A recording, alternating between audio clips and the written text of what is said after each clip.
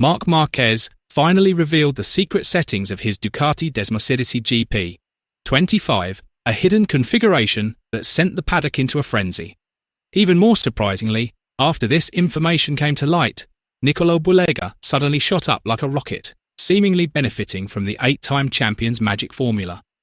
This sparked a new wave of drama set to engulf the 2025 MotoGP season. Will Marquez's confession change the competitive landscape of MotoGP in 2025? Let's discuss. The atmosphere at the Ricardo Tormo circuit was tense. Although Marc Márquez was not on the track due to his injury, the 8-time world champion's presence dominated the entire Ducati paddock. Media cameras followed his every step. Fans lined up just to wave to him, and mechanics worked at an unusual pace. Marquez wasn't just a presence. He brought an aura that brought the entire Ducati garage to life, helmet off or on. But that day wasn't just about Marquez. The spotlight was on Nicolo Bulega, a young rider charged with riding Marquez's Desmosedici GP25, a bike developed to mirror the world champion's extreme, wild and risky riding style. From the very first practice session, it was clear that Bulega was struggling. The bike jumped, wriggled and reacted with a sensitivity unlike anything he had experienced in Moto2 or in previous MotoGP tests. Ducati mechanics even called the prototype GP25 the wildest bike to emerge from the Ducati garage in recent years. The front end was too sharp, the power exploded too quickly, and the bike's geometry was designed entirely to mimic Marquez's body language, something impossible for a new rider to replicate. The climax came in the sprint race. The bike danced wildly through sectors 3 and 4. The rear end wobbled through fast corners, and the front end reacted unpredictably when Bulega attempted late braking. The result? Bulega finished well outside the top 10, even losing stability to some of the satellite team riders. When he dismounted, he looked exhausted and frustrated. This bike was like a wild animal.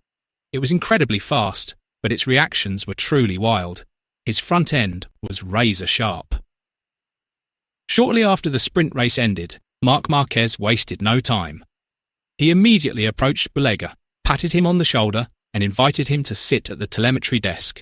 In that small room full of data screens, Marquez did something he rarely does with other riders. He revealed all the secrets behind his GP25's speed. This frankness surprised many in the Ducati garage. According to the Ducati crew, Marquez's advice wasn't just casual teammate chatter. His explanations were technical, detailed and thorough, like those of a mentor who understands the bike's character down to its very core. He told Bulega that the GP25 was a bike that shouldn't be fought. If pushed, it would only become more aggressive and start to wobble. Let it run. Let it move a little. Never try to lock it, said Marquez, pointing to the chassis movement graph. He then emphasized the importance of having complete trust in the front tyre. According to him, the front end is the heart of the GP25, the part that determines whether the bike will be docile or rebellious. If you hesitate even a little, the bike will immediately reject it, he said firmly. He then moved on to a very sensitive topic, braking technique.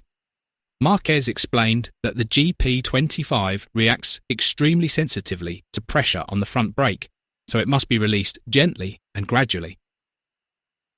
He didn't stop there, also reminding Bulega how to open the throttle. According to Marquez, the GP25 requires clear and confident signals. Being too cautious will actually prevent the rear tyre from gripping, causing the bike to lose traction. Don't hesitate. This bike requires decisive actions, he said, showing his throttle graphs for several corners. Ducati engineers later confirmed that the GP25 used by Bulega was still essentially a crude prototype developed for Marquez's riding style, rather than for another rider's.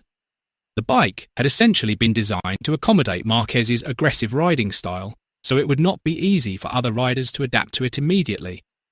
Nevertheless, Marquez expressed his appreciation for Bulega. He emphasized that the GP25 was still a challenging bike, even for him.